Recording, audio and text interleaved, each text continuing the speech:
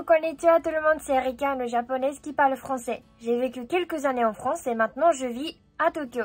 Dans cette vidéo, je voudrais vous parler d'un de mes chocs culturels avec les Français. Mais avant de commencer cette vidéo, je prends mon temps pour vous préciser que ce dont je vais parler dans cette vidéo n'est pas la question de bon ou mauvais. C'est tout simplement la différence que j'ai trouvée intéressante. Moi, je suis fascinée par chaque différence qui me fait voir le monde différemment et qui m'apprend à comprendre le monde dans une autre façon. Bien sûr, j'ai des préférences personnelles. Je fais cette partie qui est extrêmement chiante, qu'il ne fallait pas au début de la vidéo parce que les premières 30 secondes de la vidéo doivent être attirants pour garder la vue, etc. Blablabla, YouTube, j'ai appris ça.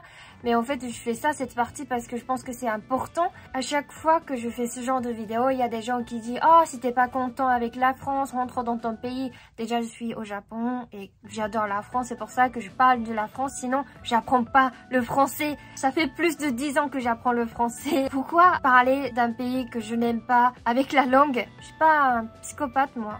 Bon, je suis désenchantée, Erika. Je déteste la France, c'est pour ça que je apprends le français. Ça fait 10 ans, je sacrifie énormément d'énergie et le temps juste pour faire la vidéo dans laquelle je parle de pays que je déteste. C'est mon loisir.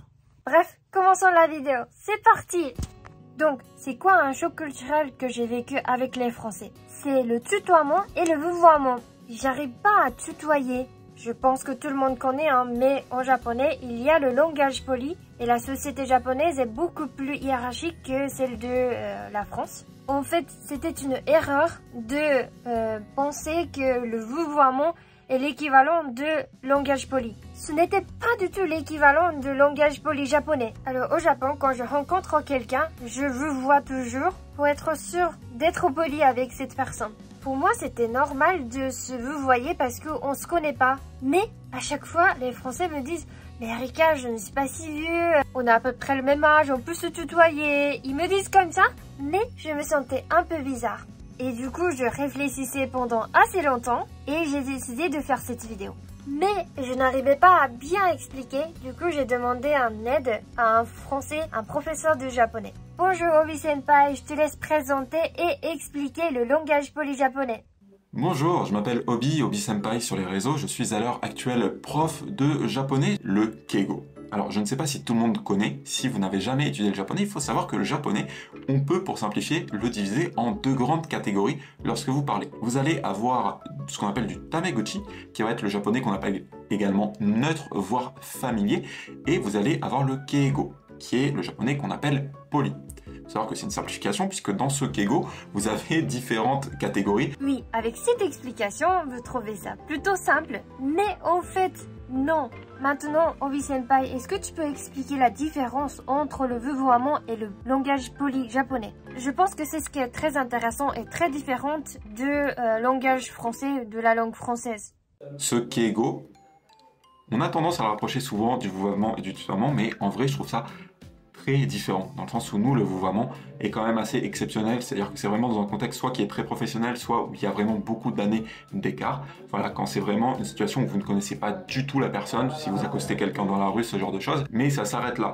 En japonais, si par exemple, j'arrive et que je vous dis « tiens, c'est mon ami », eh bien, vous allez le vouvoyer en fait, parce que vous ne le connaissez pas, alors qu'en français, ça fait bizarre. Si je te dis « tiens, je te présente un pote », bah, la réaction de base, ça va être de le tutoyer comme vous me tutoyez.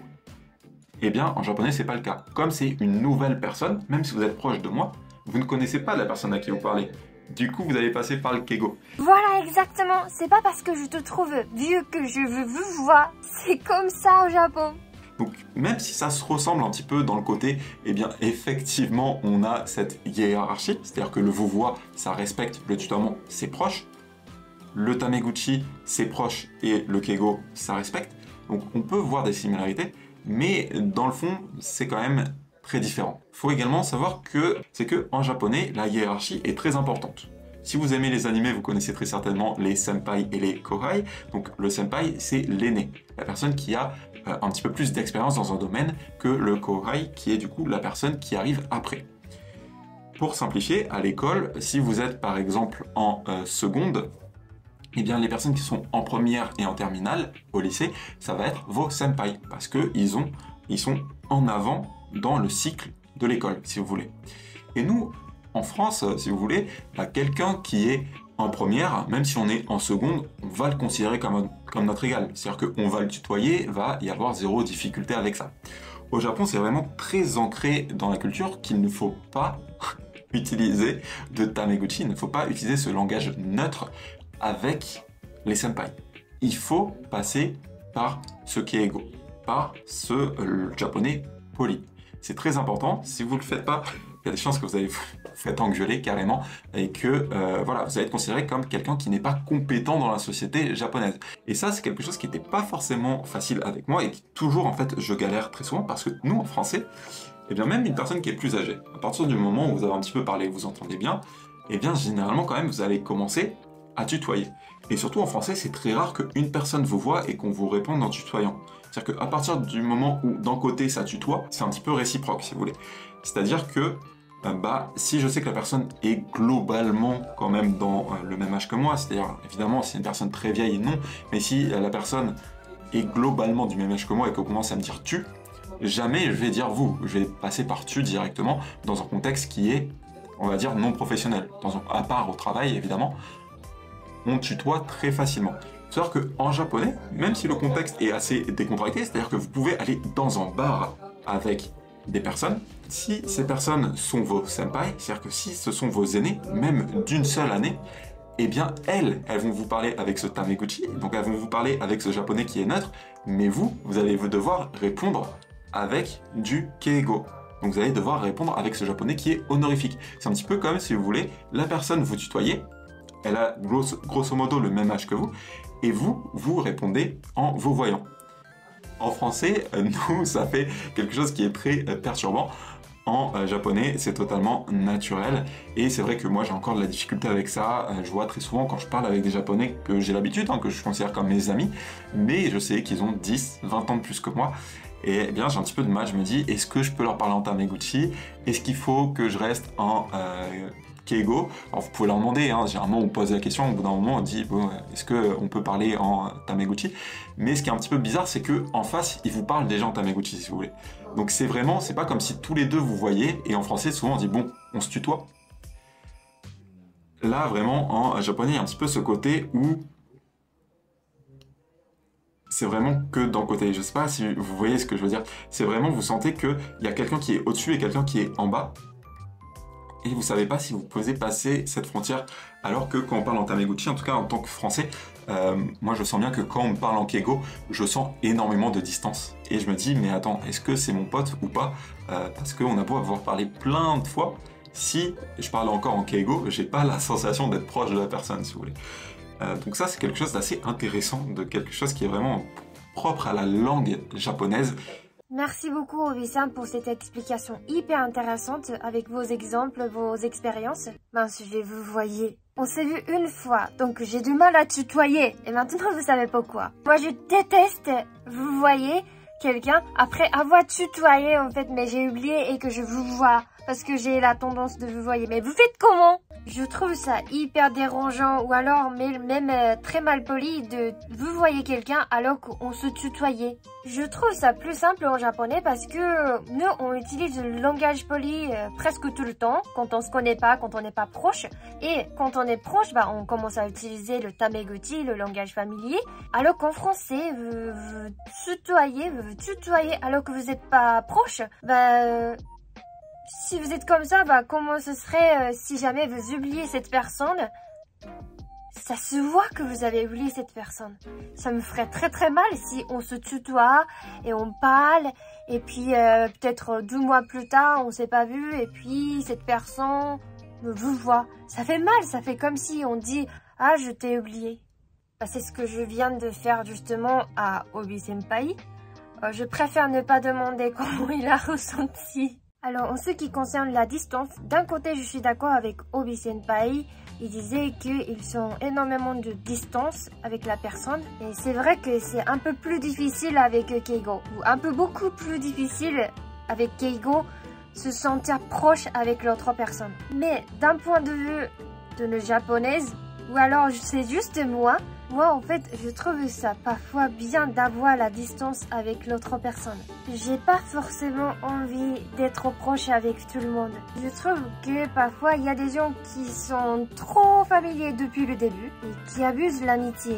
Pour moi, l'amitié, c'est quelque chose qu'on construit ensemble avec l'autre personne et c'est pas comme si on décide d'être amis, d'être amis. Je pense que ça c'est mon côté très introverti, mais au Japon il y a pas mal de gens introvertis, ou alors peut-être réservés. Et puis je pense qu'on montre beaucoup avec la langue notre respect envers la personne. Et donc si on n'utilise pas le langage poli, ça me rend parfois sentir un peu bizarre, je sais pas comment montrer mon respect. En réfléchissant sur ce sujet, je suis allée très loin parce que j'ai commencé à réfléchir un peu comme une question philosophique. Est-ce que avoir la distance, ça veut dire avoir le respect? Ou alors, avoir le respect, c'est avoir la distance. J'ai l'impression que pour respecter quelqu'un, j'ai besoin de certaines distances. C'est quoi en fait? Respecter. Est-ce qu'il y a des gens qui comprennent ce que je raconte là? Ou alors je vous ai complètement perdu? Alors je ne sais pas du tout comment finir cette vidéo. Du coup je finis avec cette question ouverte. Je vous laisse analyser. Est-ce que avoir la distance, avoir le respect, c'est lié? Moi je trouve que c'est lié et c'est super intéressant, mais j'arrive pas à bien analyser et avoir la conclusion. Je vous laisse conclure cette vidéo avec votre commentaire. J'attends avec grande impatience votre réflexion sur ce sujet. Désolée cette fois de finir la vidéo comme ça, mais bienvenue dans ma tête. Et puis un énorme merci à Obi Senpai pour la participation de cette vidéo. Je mettrai le lien de son compte Instagram dans la description si vous êtes intéressé d'apprendre le japonais avec les phrases d'anime. Je pense que apprendre la langue, c'est le premier pas pour comprendre la culture. Donc si vous êtes intéressé par la culture japonaise, je vous invite à apprendre un peu le japonais. Merci beaucoup d'avoir regardé cette vidéo jusqu'à la fin. Cette vidéo était un peu désorganisée. Cette fois, j'ai essayé de filmer, de faire le tournage sans écrire le script. J'avais des idées principales et je ne lisais pas le script. Et le résultat, dites-moi de ce que vous en pensez en commentaire. 本当に最後まで見てくれてありがとう。本当にarigatou gozaimasu. またねー。